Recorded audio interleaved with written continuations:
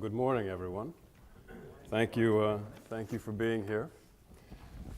I have a great privilege of starting off the program, but I will keep my comments brief and to the point simply because we have much better speakers lined up after me.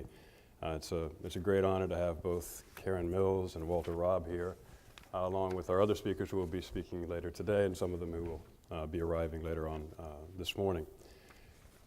As I was thinking about the comments for you, just three things: who we are, what we do, and why it matters. Sometimes I think when considering who one is or what a company is, going back to the origin story makes a lot of sense. So the seeds for this company were planted when I was a banker, and now I'm officially a recovering banker.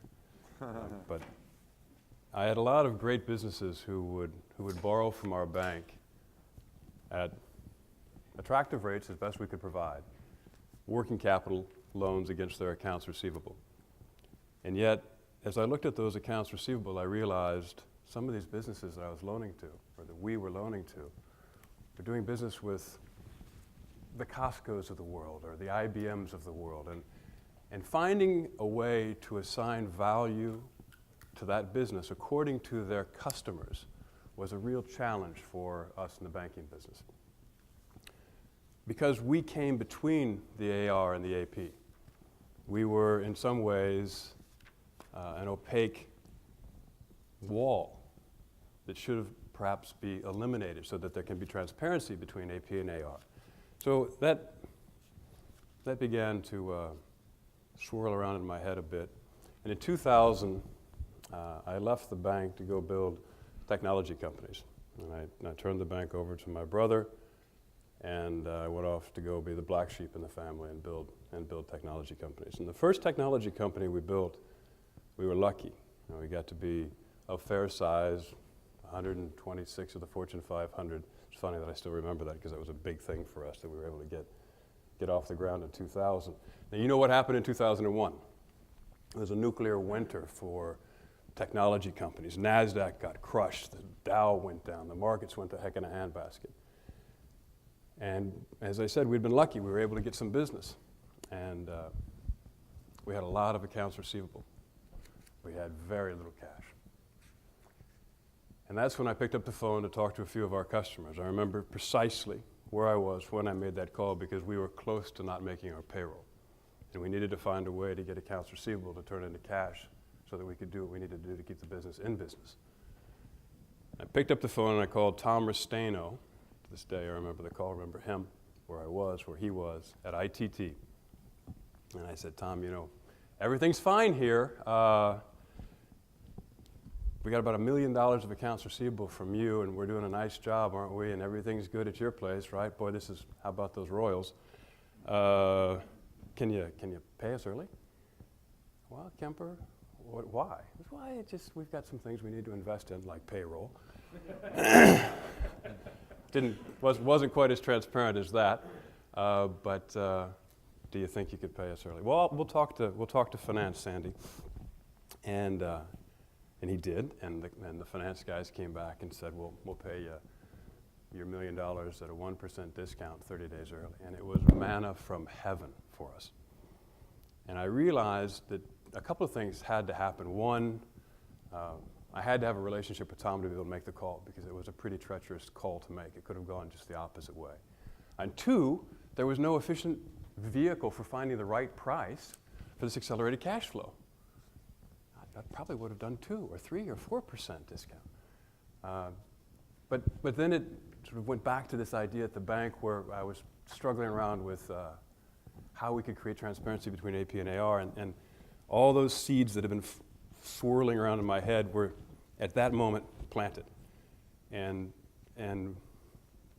we began to think about why you needed to have risk-based underwriting of working capital, which is a fancy way of saying there's no real reason for an intermediary to come between AP and AR.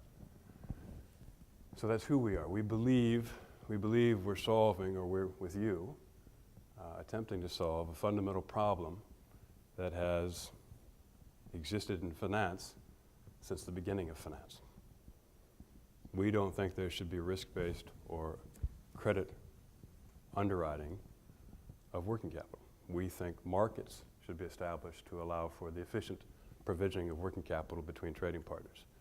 And we believe that intermediaries create too much transactional friction, and that a market done right, done well, is the best solution.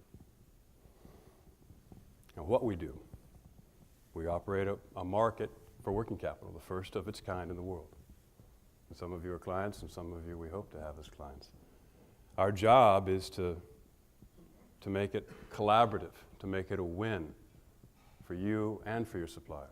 There are companies in this space who talk about maximizing supplier discount, who talk about 2% discounts for 10 days paid early, who push or advocate for a buyer push, a mandate to those suppliers. We advocate exactly the opposite. We advocate on behalf of the supplier. We do it for two reasons. We want the supplier to be very, very happy. We want the supplier to be in the market often. We want the supplier to be accelerating as much cash flow as the buyers in our market have in terms of cash to accelerate. Our job is to please both sides of the equation, which is why the first name of our company is collaborative cash flow optimization. It's about creating collaboration between you and your suppliers and doing it in a way that is beneficial for both.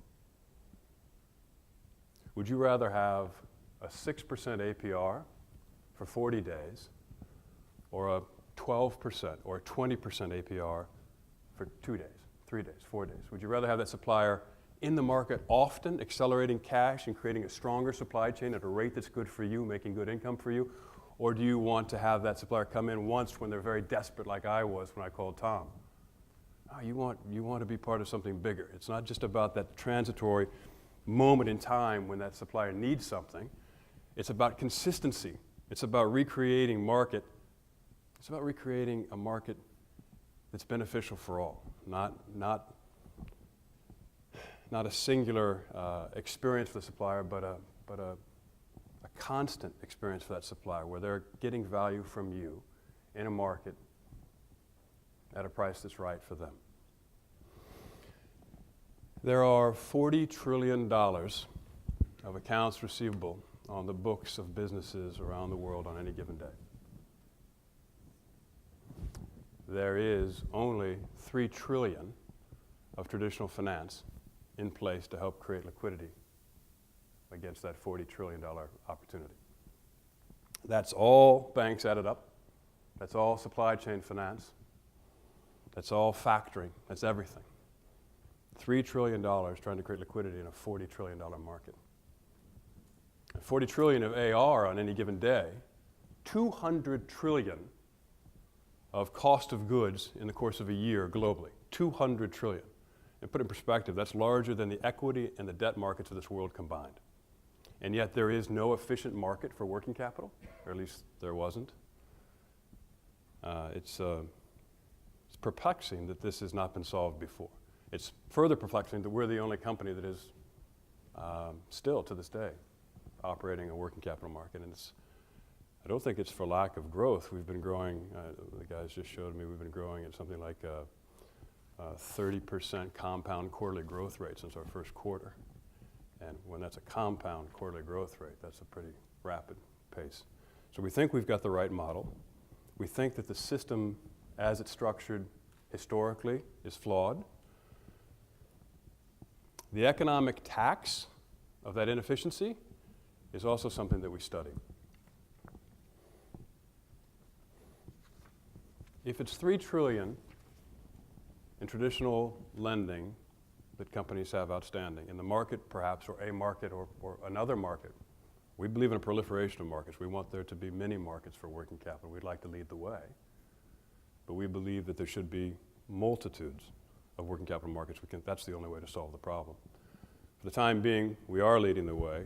If we can arbitrage or help a supplier or a company who is borrowing at 8 be funded at 6, or a company who's borrowing at 6 be funded at 4, still creating a win for you against your excess cash. $3 trillion at a 200 basis point spread is 60 billion. There's 20 trillion, so just hold that number for a second, 60 billion of opportunity in terms of what we might, in a proliferated market, be able to add back as a more advantageous borrowing rate for suppliers while still getting great income for the buyer. There's $20 trillion of excess cash, there's $20 trillion of cash on the books of businesses around the globe on any given day. Let's assume that 50% of it is excess. And there's lots of trapped cash, and you'll hear about that later as well. But let's just say it's $10 trillion of excess cash. Making, in this market, 10 basis points. Maybe and when Chris speaks, making in the European markets, negative 10 basis points, negative 20 basis points. Taking that to a 600 basis point yield from zero today against 10 trillion is 600 billion. So 60 billion of opportunity for arbing better rates for the suppliers, the guys who are borrowing. 600 billion of additional income that can be created for companies with excess cash. And then going down to the biggest bucket that's out there, the remaining plus or minus 37 trillion that's not funded by this 3 trillion of traditional finance. And so for the sake of numbers, rounding that to 40 trillion and just calling it a 600 basis point arbitrage. So if I can borrow at 600 basis points, 6%, and I can invest in my business to create an ROE, ROI, or whatever it is you want to assign in terms of your alphabet to it. If I can do this at 6 and I can fund it and create value at 12, I can make a 600 basis point spread. If I can make a 600 basis point spread on $40 trillion, it's 2.4 trillion of opportunity to be added back into the global domestic product. So while we think we're doing really neat things for our clients, really great things for our suppliers, and we're really proud to be in this position, we've only begun to scratch the surface. We did $1 billion, we announced last fourth quarter. We're on pace to do $1 billion a month by December of this year, and we need to be doing hundreds of billions a week, not a month. So there's a lot of work to be done. We thank you for being part of the solution. We think that there is a really great opportunity to do something substantial here, not just for you and your suppliers, but maybe at scale for the globe. And those are great numbers, but I think why it matters isn't just the macroeconomic or the transactional friction of inefficient systems.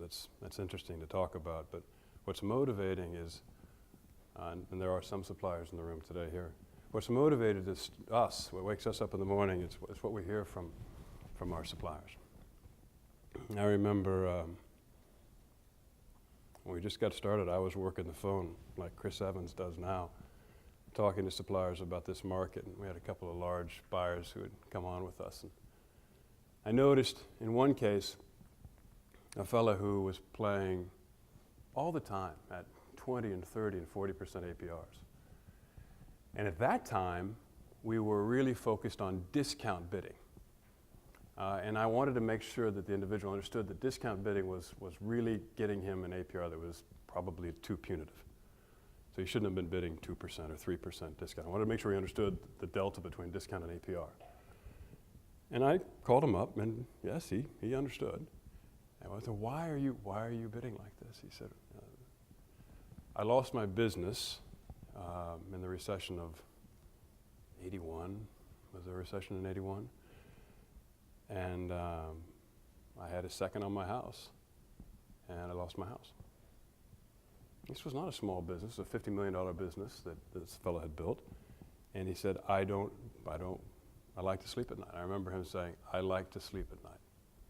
And I don't borrow from banks. I use your market to accelerate the cash flow so that I don't have a second on my house and I don't have to worry about whether I'm going to keep it. And that was very motivational for me.